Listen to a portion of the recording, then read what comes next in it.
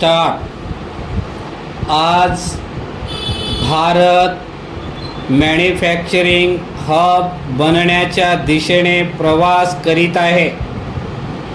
2047 पर्यंत भारताला विकसित भारत बनविण्याचे उद्दिष्ट सरकारने ठेवले आहे। आपण आज मोबाईल उत्पादनाच्या क्षेत्रात पुढे गेलो आहोत। जगातील दुसऱ्या क्रमांकाचा मोबाईल उत्पादक देश म्हणून भारताने स्थान मिळवले आहे। इंडिया सेल्युलर अँड इलेक्ट्रॉनिक्स असोसिएशनच्या अहवालानुसार भारताच्या मोबाईल फोनची निर्यात 2022-23 मध्ये 90,000 कोटी रुपये म्हणजे सुमारे 11.12 अब्ज डॉलरच्या पुढे गेली आहे। 2022 मध्ये ती 45,000 कोटी होते।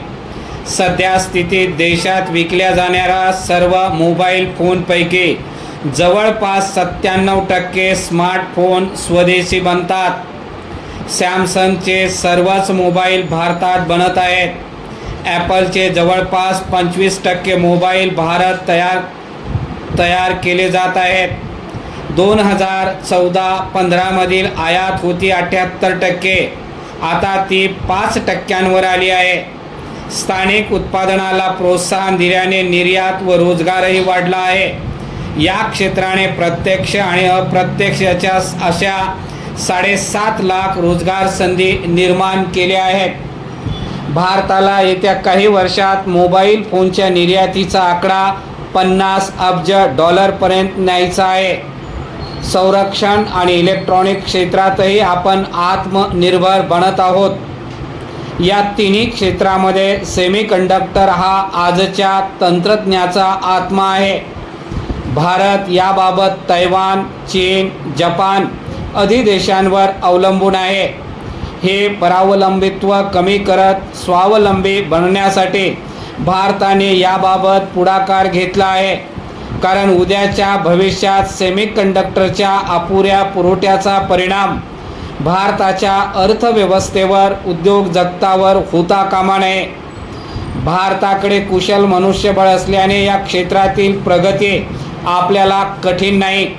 केंद्रीय दळणवळण आणि इलेक्ट्रॉनिक्स आणि IT मंत्री अश्विनी वैष्णव यांनी भारत या वर्षाच्या अखेरीस पहिली स्वदेशी सेमीकंडक्टर चिप लॉन्च करण्याचा साक्षीदार असेल असे म्हटले आहे।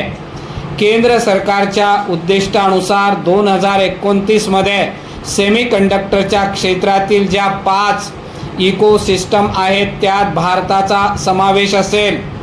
यासाठी जवळपास 55 अब्ज डॉलर्सपर्यंतच्या गुंतवणुकीचा भारताचा विचार आहे। परिच्छेद सेमीकंडक्टर निर्मितीच्या क्षेत्रातील वाटचाल आव्हानात्मक असेल। विशेषतः त्यासाठी आवश्यक असणाऱ्या पायाभूत सुविधा सक्षम असाव्यात। यात वीज पुरवठा, पाणी पुरवठा, इंटरनेट केबलचे जाळे यांचा समावेश होतो। भारत गेल्या काही वर्षात पायाभूत सुविधांच्या विकासावर प्रचंड वेगाने काम करीत आहे। जवळपास 1.4 ट्रिलियन डॉलरचे प्रकल्प भारतात राबवले जात आहेत। गुजरात, आसाममधील या प्रकल्पांना पाणी, वीज पुरवठा खंडित कसा राहील यासाठी विशेष काळजी घेतली गेली आहे। गेल्या काही वर्षात जगाचे बॅक ऑफिस म्हणून भारत पुढे आला आहे। आता उत्पादनात तो पुढे जाऊ पाहत आहे। पंतप्रधान मोदींनी या संदर्भात टेक एड असा शब्द वापरला। मागील दशकात हे समाज माध्यमांचे म्हणून गाजले। अमेरिकी कंपन्यांची मक्तेदारी असणाऱ्या फेसबुक, व्हॉट्सॲप, इंस्टाग्राम यासारख्या समाज माध्यमांनी विश्व व्यापले। आताचे दशक हे मायक्रोचिपचे असेल। पंतप्रधानांनी टेक्नॉलॉजी ड्रिव्हन डिकेड अर्थात टेकेड असा शब्द वापरला। त्यांनी इंडस्ट्री 4.0 कडेही लक्ष वेधले। मागील 3 औद्योगिक क्रांतीमध्ये भारत प्रेक्षक म्हणून पाहत होता, त्याचा मोठा फटका बसला। आता 4थ्या औद्योगिक क्रांतीचा एक मोठा भाग बनण्याचा भारत प्रयत्न करीत आहे। त्या दृष्टीने भारत सेमीकंडक्टरच्या निर्मितीकडे पाहत आहे.